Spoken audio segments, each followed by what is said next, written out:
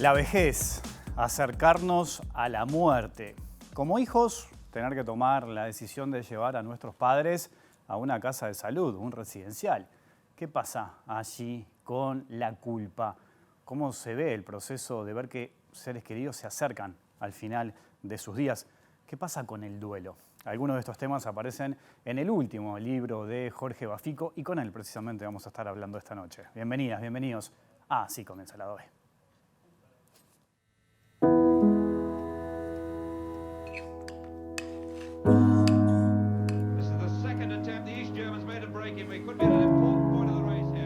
Viel Glück und viel Segen.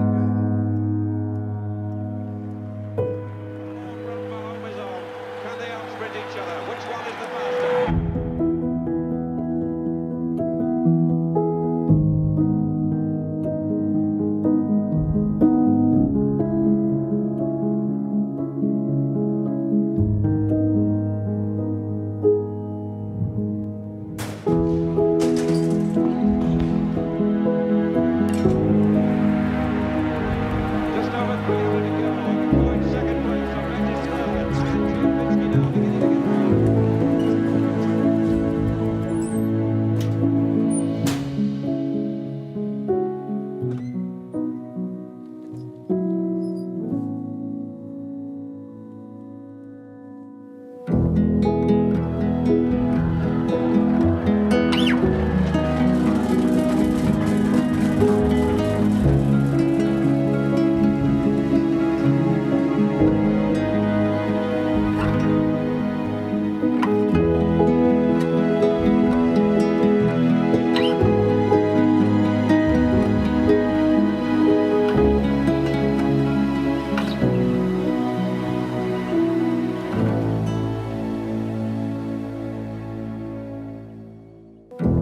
Y de varios temas vamos a estar hablando en vivo esta noche aquí en Lado B, en la pantalla de TV Ciudad, precisamente con Jorge Bafico, psicoanalista, doctor en psicología, escritor. Jorge, es un gusto enorme recibirte en Lado B. ¿Cómo andas? Bien, muchas gracias por la invitación. Bueno, vamos a hablar de varios temas.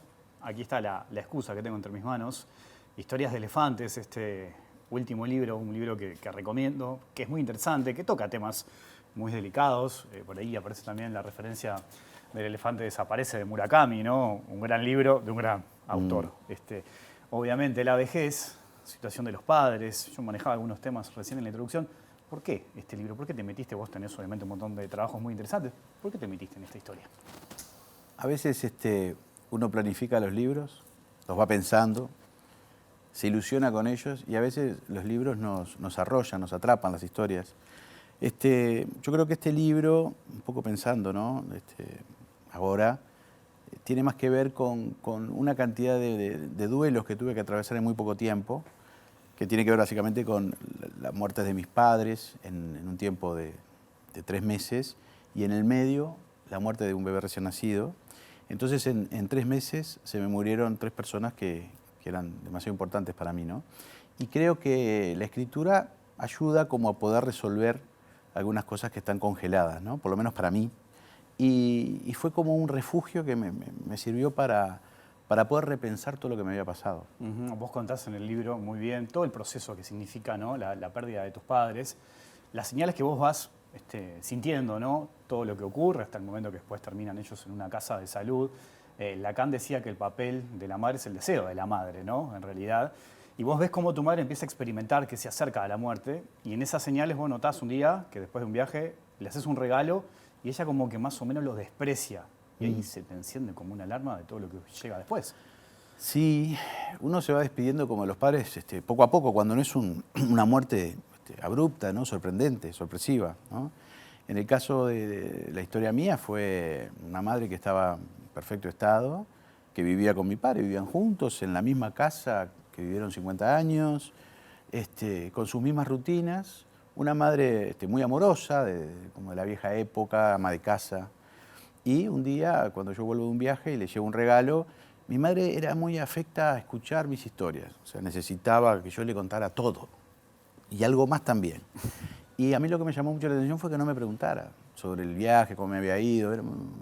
Era muy austera ella en sus preguntas. Me llamó mucho la atención y me llamó mucho más la atención cuando le llevé un regalo que ni siquiera lo abrió. Entonces yo dije, debe estar enojada, pensé, ¿no? En un primer momento. Y después me di cuenta que a medida que pasaban los días había otros indicadores que hablaban de que algo estaba pasando, que algo grave estaba pasando. De hecho, vos la definís en un momento con una frase que es muy interesante, es de esas personas que necesitaban llenar el espacio con palabras.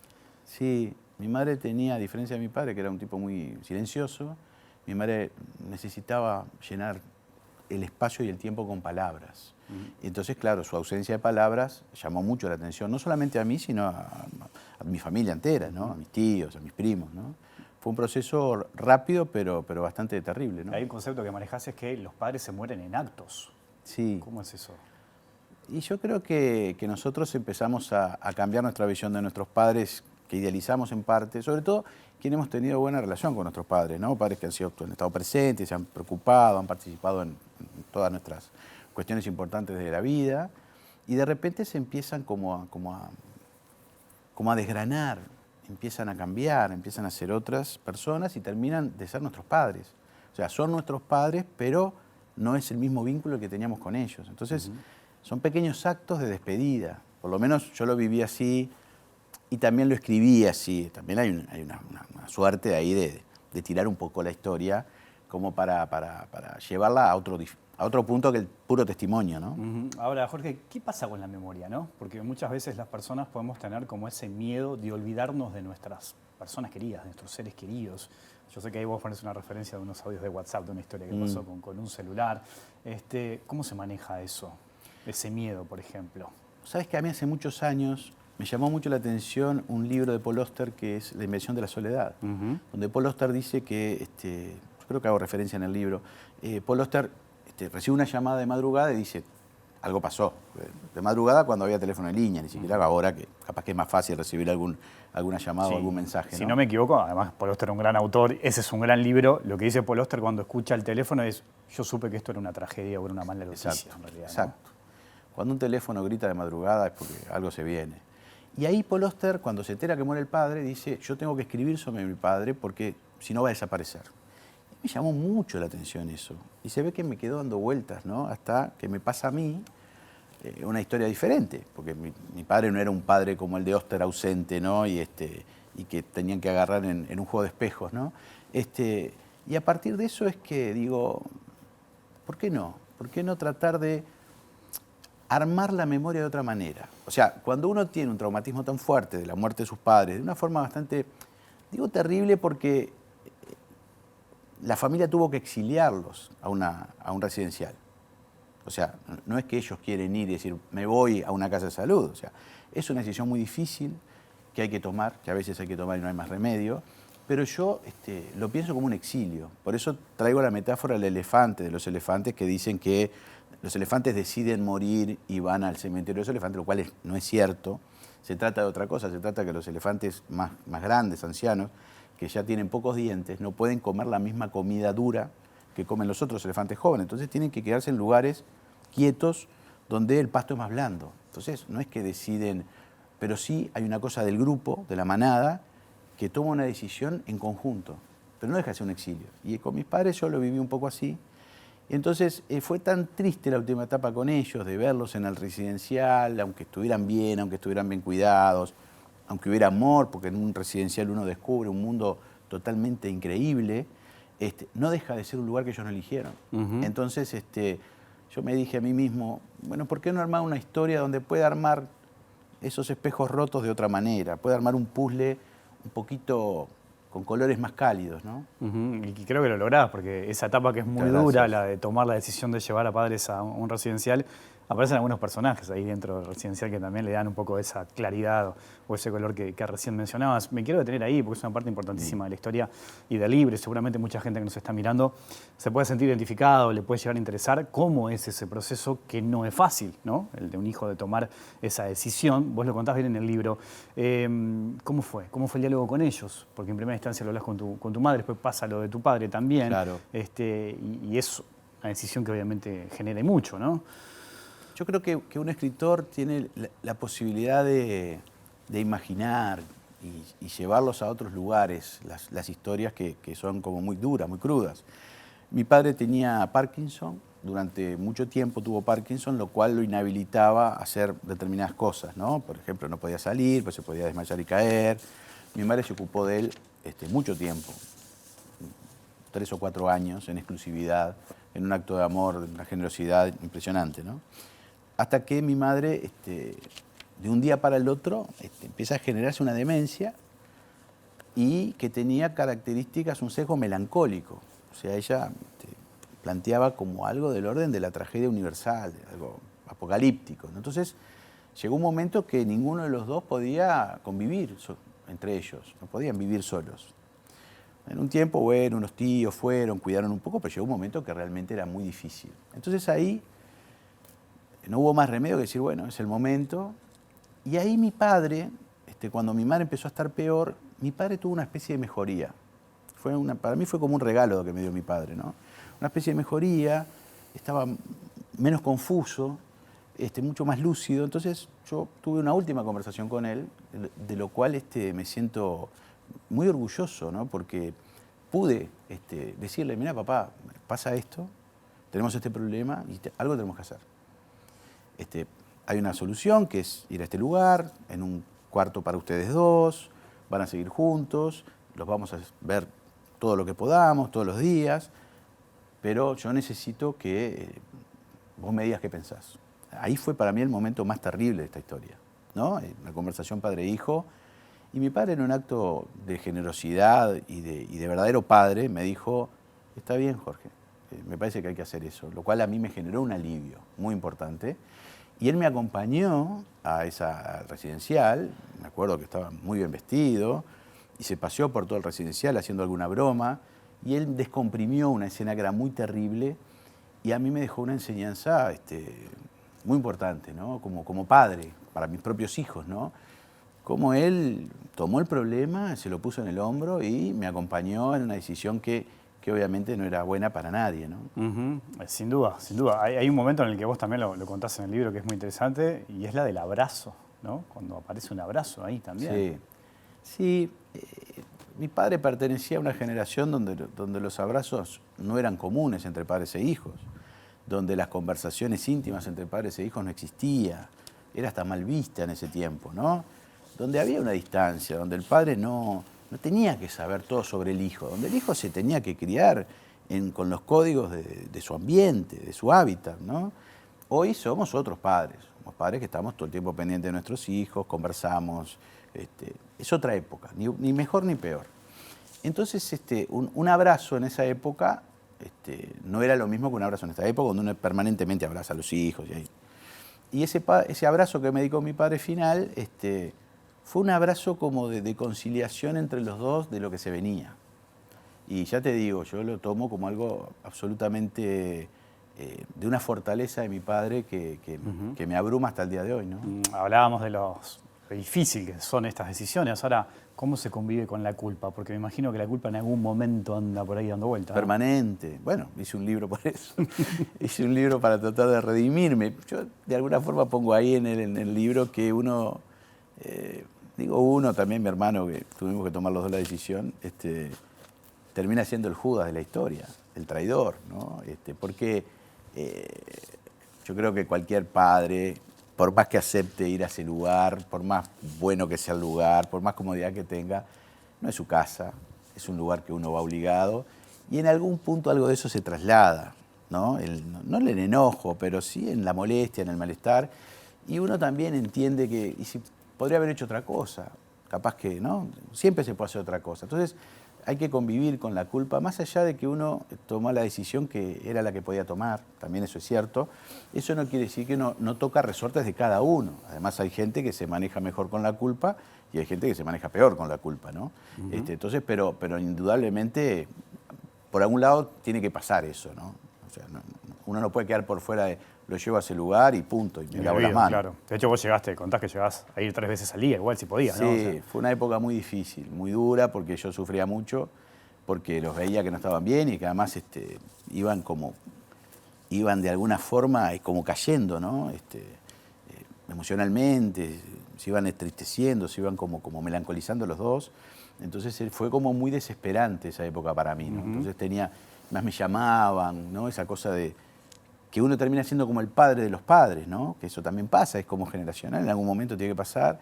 Y bueno, no fue una época linda, fue una época de mucho dolor, pero bueno, y que uno dice siempre puedo hacer algo más, podría haber hecho algo más, ¿no? No importa si vas 3 veces o 4, algo más, algo más. Yo también quería ver que ellos estuvieran bien ahí, y estaban bien, no había duda de eso. Hay un momento del libro que también marca bastante y es cuando tu madre te llama, te dice, bueno, tu padre está acá al lado, está nervioso, hablas con él por teléfono y te dice, venía a buscarnos, porque a esta hora ya no hay ómnibus, venía a buscarnos, como pensando de que estaban ahí de paso, que no era algo definitivo. Eso debe haber sido bastante complicado también, ¿no?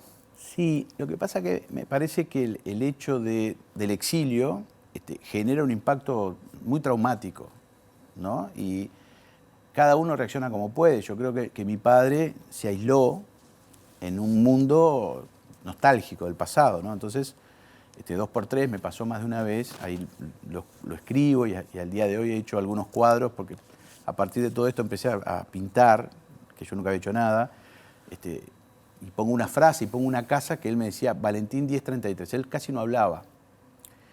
Se le complicaba para hablar en esa época y sin embargo me decía Valentín 1033, o sea, me decía, llévame ahí. Entonces, claro, uno sabía que no solamente que el ómnibus seguía pasando, no es que no pasaba más, sino que la casa ya no era la de ellos, ¿no? Entonces era una situación como difícil de sostener esa pregunta para él, que era, sácame de acá, ¿no? Y en ese sentido el vínculo con la casa también es otro elemento, porque la casa ya no era la casa, porque ellos ya no estaban ahí, pero una casa, cualquier casa tiene recuerdos, tiene objetos, tiene fotos, trasciende la vida de ellos dos, porque hay hijos, Claro. hay nietos, hay sobrinos. ¿Cuánto pesó todo eso, por ejemplo? Bueno, por eso digo que estamos en un tiempo bisagra ahora, ¿no? Ahora nos mudamos cada poco tiempo. O sea, si bien podemos tener recuerdos de nuestras casas, no es como antes que las casas eran para siempre. Las casas duraban toda la vida y un poco más también. La casa de mis padres, yo tenía 1 año cuando me mudé a esa casa, en el Prado. Entonces fue una casa que atravesó todos los recuerdos. Entonces, una de las cosas que aparece en el libro es qué hacer con lo que hay en la casa. O sea, una vez que tus padres salen de ahí, hay que hacer algo con esa casa. ¿Qué hacemos con todos los muebles de esa casa? ¿Quién se mete en ese mundo tan difícil que es el de la intimidad de tus padres? Mi hermano fue el que lo hizo, pobre. Siempre le agradezco públicamente porque hay que meterse ahí. Porque uno empieza a ver cosas que de repente ya no tienen tanto que ver con los padres, sino con las personas, ¿no? Con lo bueno, lo malo. Es muy difícil ese momento. Y sobre todo con esas casas que encierran toda una vida. No es una casa de 2 años, de 3 años, de 4 años. Es una casa que duró toda la vida y que pasaron todos los conflictos y todos los amores por ese lugar, ¿no? Recién lo mencionabas, ¿no? El tema de los duelos. En un corto periodo sufriste 3 pérdidas importantísimas, ¿no? La de tu padre, la de tu hijo recién nacido y la de tu madre. Tu padre es el primero que muere en ese sentido. Y vos decís algo en el libro ahí que a mí me marcó bastante, porque vos decís, la muerte tiene algo de liberador, porque vos sentiste que esa muerte era un poco liberadora, porque era como una forma de reencontrarte con tu padre, y a su vez decís algo muy importante, y es una forma de que tu madre podía volver a amarlo, o podría juntarse o reencontrarse con él. ¿Cómo es eso? Sí, lo que pasa es que realmente fue una historia muy, muy intensa y muy increíble para mí, por eso creo que la puedo escribir. Mi madre, cuando van al residencial de ser una pareja muy unida, mi madre hace un corte con mi padre, lo deja de lado, no lo reconoce, o sea, no, es como que no le importaba.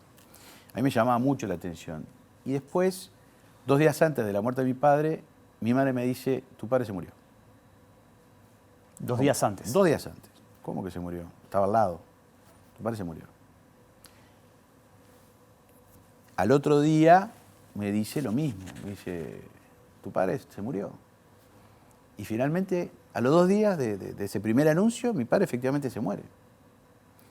Y a mí me llamó mucho la atención, porque lo que parece una cosa de confusión mental de mi madre, algo ella captaba, algo que va más allá de la percepción de cada uno.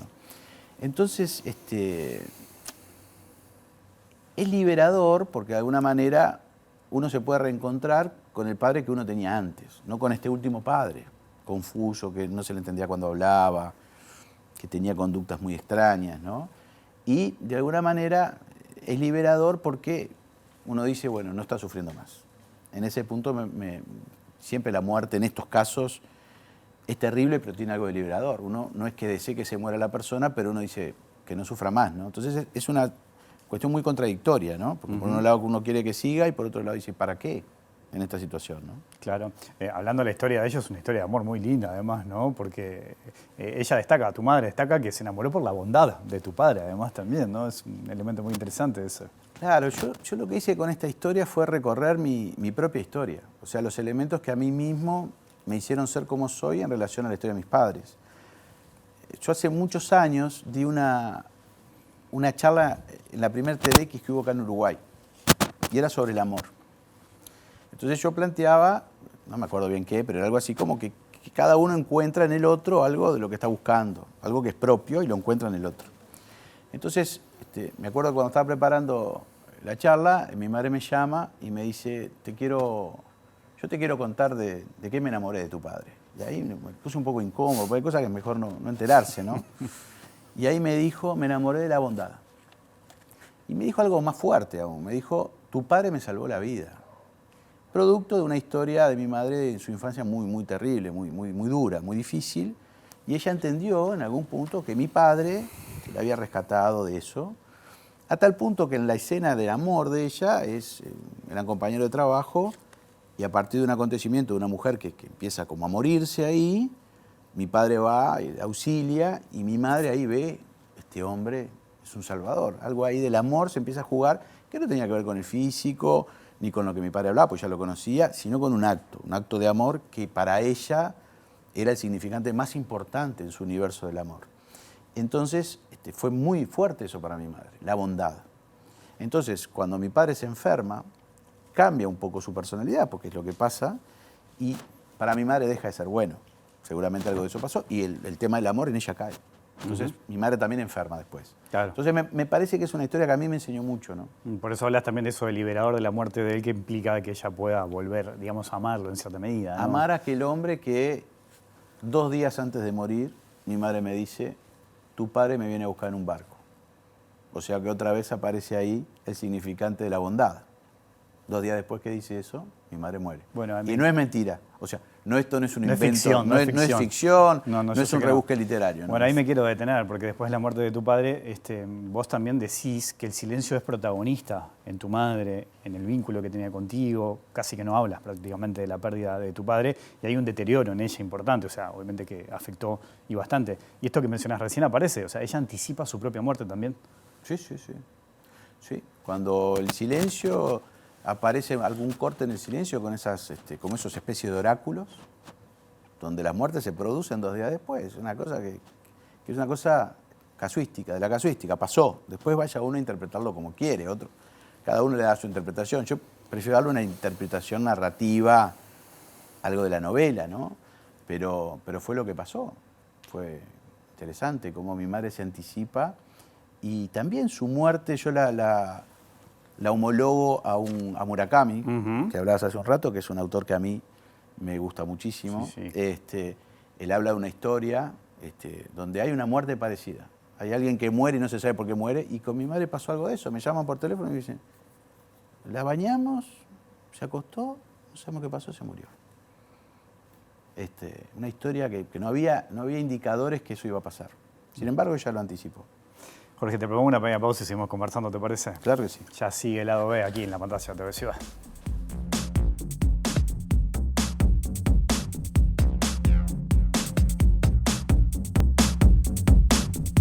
Seguimos en vivo aquí en Lado B, en la pantalla de TV Ciudad, conversando con Jorge Bafico. Jorge, acá apelo también a tu experiencia en el consultorio. ¿Nos cuesta hablar de estos temas? ¿Nos cuesta hablar de la vejez? ¿Nos cuesta hablar de la muerte? ¿Qué dice tu experiencia de eso?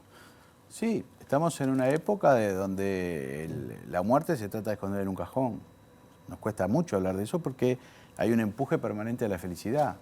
Todo el mundo tiene que estar bien, en las redes tiene que estar mostrando todo el tiempo que está bárbaro. Es muy difícil, es más, cuando alguien muestra que no está bien, empieza a perder seguidores, empieza a perder amigos en las redes, eso está comprobado. Y bueno, es un tiempo donde se muestra la muerte permanentemente, pero no se habla de eso, no se puede reflexionar. Una de las cosas que me pareció interesante del libro, a partir de cosas que fui escuchando, es, hablemos un poco también de la muerte, que es un tema que, a ver, es natural, que mueran nuestros padres, es natural. No nos va a gustar, pero en algún momento tendría que pasar naturalmente. Lo antinatural sería que se nos muera un hijo, ¿no? Que nosotros moramos después que nuestro hijo. Pero es un tema que es natural y se tiene que pensar así también. En el libro aparecen palabras, eso y tesoro, por ejemplo. Son dos palabras que te marcaron, ¿no? Una que te decía tu padre, eso, y tesoro, que es la que te decía tu madre también.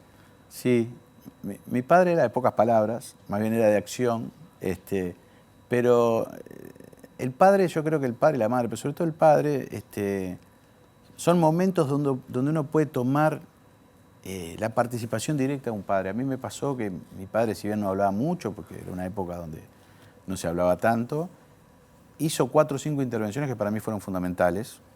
Y una de esas es cuando decía eso. El eso para él implicaba una cantidad de cosas que lo dejaba a la libre interpretación, pero seguramente a mí me sirvieron.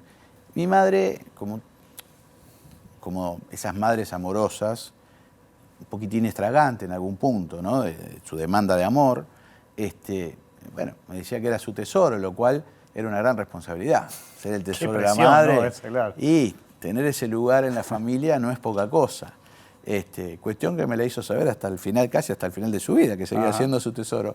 Esas dos palabras yo juego un poco que se juntan, se fusionan y después se separan en un animal nuevo que aparece en el universo ahí de estos animales que yo pongo. Aparecen como varios metáforas. animales ahí, aparecen varios. Aparecen varios, aparece el elefante, que es yo creo que el elefante, después de darle mucha vuelta a esto, me doy cuenta que el elefante tiene que ver con el dolor. O sea, la presencia del elefante, que es un ser gris, pesado, que parece que se va como arrastrando, que parece que carga con algo, ¿no? Y además va en manada, va en familia, es muy difícil ver un elefante solo. Me parece que era un buen símbolo, que tiene que ver con mi madre. Creo que mi madre fue una mujer que sufrió mucho, cargó con un sufrimiento que yo me enteré al final de su vida, de una revelación que no aparece en el libro y no importa contarla ahora, pero que habla de un gran sufrimiento. Mi padre lo pongo en el universo de estos animales como un pez, porque lo tomo de un significante que es mi infancia en Punta Fría, la pesca, algo que mi padre adoraba, sus amigos. Mi padre era un poco escurridizo, como los peces, era difícil de agarrar. Y después aparecen otros animales en la casa de salud, que algunos son un poco más graciosos que otros. Están, por ejemplo, siempre hay una familia, una leona, una mujer estridente, potente, poderosa, que se come a los demás, metafóricamente. Mi tía era un poco eso. Mi tía llegaba al residencial y decía, acá llegó la reina, y era la reina, hasta el punto que se terminó apropiando de la casa de salud. Empezó a tener problemas con la dueña de la casa, porque era una cosa, personaje maravilloso, con sus claros oscuros, ¿verdad? Pero un personaje que toda familia tiene, ¿no? Y después hay otros. Las hienas aparecen ahí en un Las momento, hienas, ¿no? las suricatas que son, yo investigué un poco de los animales, ¿no? Son personajes, son animales más bien solidarios. Y ahí ubiqué a mi tío y a mi hermano, que fueron los que se hicieron cargo de la carga más pesada, que era desarmar la casa paterna, que eso es un viaje al pasado muy duro, no es para cualquiera. Ahí está. Yo te lo dije, Jorge, después de leer el libro, que a mí me ha quedado la sensación, yo sé que no te lo propusiste, pero que termina siendo y termina regalando insumos a todos los que leemos el libro, a las personas, como para poder tener determinadas herramientas si necesitamos el día de mañana tener que afrontar una situación similar. Yo sé que por lo que contabas hoy cómo fue el proceso del libro, eso no estaba arriba, pero termina generando una especie de, no sé si llamarle una guía, pero sí, por ejemplo, algunas referencias para tener en cuenta que es un tema que está presente, obviamente, en todas las familias esto va a estar presente, ¿no? Sí, yo escribí una historia para sacármela de arriba, escribí una historia para poder armar un mundo diferente, más amable para mí. Escribí, no como psicoanalista, que es la mayoría de los libros que he escrito son desde el psicoanalista, es desde el hijo y desde el padre. O sea que estoy como en otro universo en la escritura que hago, pero me parece que es una historia que empatiza en el dolor, empatiza en tener que tomar decisiones, empatiza también en lo que es una familia, en cómo también los lugares y los roles en una familia van transmutando. O sea que sí, que seguramente hay algo ahí en la historia que se identifica, y eso me parece que es algo como pensándolo como escritor, me parece que está bueno. Es como cuando alguien hace una canción y la gente se identifica y la canta. Hay algo ahí, un punto de contacto que me parece que es fundamental para que un texto funcione, ¿no? Bueno, las canciones, músicas hay presentes acá, hay unas cuantas canciones, Muy- muy musical por momentos el libro, Sí. está presente, eso está muy bueno. Y hay una cosa que no me dio para hablar, porque bueno, no hemos hablado todo el libro, obviamente que la gente lo puede comprar, lo puede leer, porque hay un montón de cosas que no hemos comentado, pero en el final me gusta porque vos hablás, llorás mucho y lo contás, y también es muy liberador eso, ¿no? Y te animás a llorar, y eso es interesante también cómo marca el libro y cómo marca tu historia de todo Sí, esto, ¿no? es un llanto que se transmite de generación en generación. Ujú. Es el llanto de mi madre, su historia de sufrimiento, que lo transmite a mi propio llanto y también al llanto de mi hijo cuando voy con él en el auto y me dan la noticia que mi padre muere. Es el abrazo que le puedo dar a mi hijo, que de repente mi padre en su momento no me pudo dar a mí. Entonces se juegan una serie de cosas. Creo que el llanto es liberador y creo que no es un problema poder llorar y poder decirlo. Pero creo que el llanto es un significante que aparece en las generaciones. Es algo que estaba como demasiado guardado. Ahí está. Bueno, este libro lo pueden conseguir en todas las librerías. Te agradezco muchísimo, Jorge, la visita esta noche aquí al lado de... No, el agradecido soy yo, de verdad. Hasta la próxima. Nos vamos, volvemos mañana después de las 20 horas. Que pasen bien, chao.